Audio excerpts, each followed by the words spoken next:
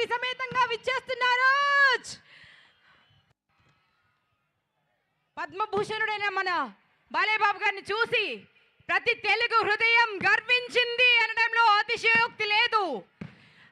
5 దశాబ్దాలుగా అప్రతిహతంగా చేసిన క్యారెక్టర్ చేయకుండా ఎన్ని విలక్షణమైన క్యారెక్టర్స్ చేసి మన గుండె నిండిపోయినటువంటి మన బాలయ్యబాబు గారు కేవలం నటుడు మాత్రమే కాదు, ప్రజాప్రతినిధిగా తనకు తిరుగు లేదు. మన హిందూపూర్ కాన్స్టిట్యుయెన్సీని ఒక మోడల్ కాన్స్టిట్యుయెన్సీగా మార్చారు. ఎన్ని అభివృద్ధి పనులు, రింగ్ రోడ్స్ దగ్గర నుంచి హిందూపూర్ ప్రజల దాహార్తిని తీర్చడం దగ్గర నుంచి, అన్నా క్యాంటీన్స్ దగ్గర నుంచి, ఒక్కటేమిటి మాతా శిశు సంక్షేమం అంటూ మన గవర్నమెంట్ ఆసుపత్రికి ఎంత గొప్ప హంగులు తిట్టారండి. అంటే కార్పొరేట్ హాస్పిటల్ సైతం తలదించుకునే విధంగా మన గవర్నమెంట్ హాస్పిటల్ మారింది అంటే ఎవరి వల్ల? మన బాలయ్య బాబు వల్ల. జై బాలయ్య.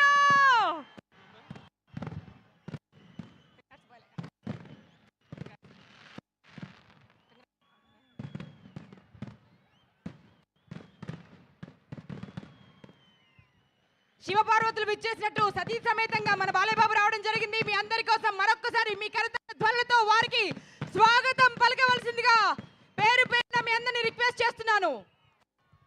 ఇప్పటికు ఇలాంటి చరిత్ర మరెవరికి లేదండి. అంటే తన నియోజకవర్గ ప్రజలు తన కోసం స్వయంగా ఏర్పాటు చేసినటువంటి పౌర సన్మాన సభ ఇది. పద్మభూషణుడిగా బిరుదు తీసుకుంటున్నప్పుడు, అవార్డు కైవసం చేసుకుంటున్నప్పుడు మన తెలుగుదనం ఉట్టిపడేలా, పంచకట్టు గర్వించేలా, తెలుగువాడిలా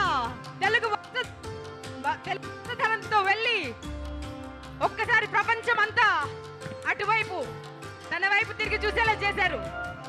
అనుక్షణం తెలుగువాడి విజయం కోసం, తెలుగు భాష కోసం, తెలుగు నేల కోసం తాపత్రయపడే నందమూరి వంశం ఇది.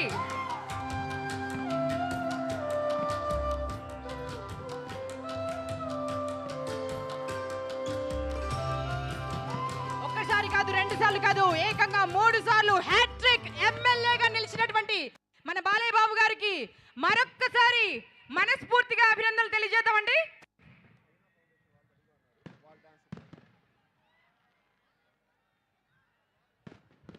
మరొకసారి మీ అందరికీ పేరున కృతజ్ఞతలు.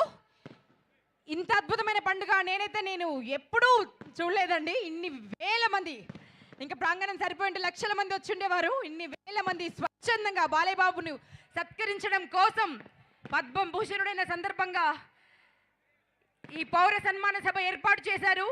ఈ ఆలోచన వచ్చిన మీ అందరికీ, మీ హృదయాలకి మరొక్కసారి కృతజ్ఞతలు తెలియజేస్తూ బాలయ్య బాబు గారి అభిమానులు, విశ్వవ్యాప్తమైన నందమూరి అభిమానులందరి తరపున మీకు కృతజ్ఞతలు తెలియజేస్తూ ఒక బ్యూటిఫుల్ సాంగ్ చూద్దామండి.